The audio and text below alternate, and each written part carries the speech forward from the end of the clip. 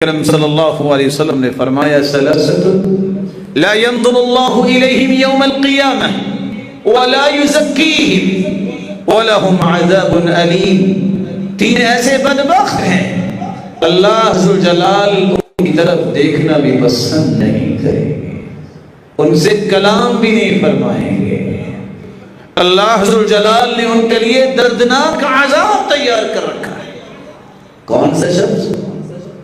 رجل كان له فضل ماء بالطريق فمنعه من ابن السبيل، راستے میں پانی ہے کسی انسان کے پاس اور زائد پانی ہے، گزرنے والے مسافر کی ضرورت ہے، وہ مسافر کو پانی نہیں پینے دیتا۔ یہ شخص اتنا بدبخت ہے کہ اللہ اس کی طرف نظر رحمت نہیں ڈالے۔ ورجل بايع اماما لا يبايعه الا لدنيا فإن أعطاه منها رضي وإن لم يعطه منها سخط۔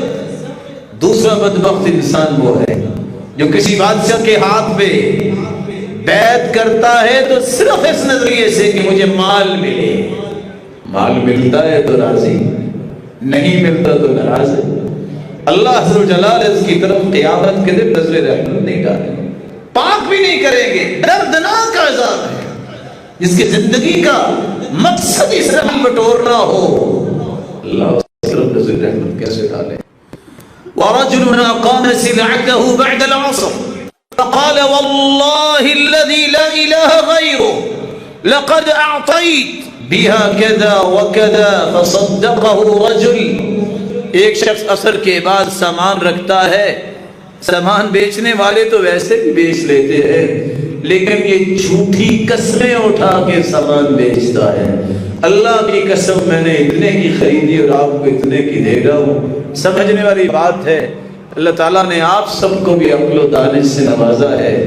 جو شخص یہ کہتا نظر آئے اللہ کی قسم میں نے لائے تو 100 روپے کی ہے، آپ کو 90 کی دے رہا ہوں، بڑی عجیب تجارت ہے کہ 10 روپے نقصان اٹھا کے تیرا میرا رشتہ کیا ہے؟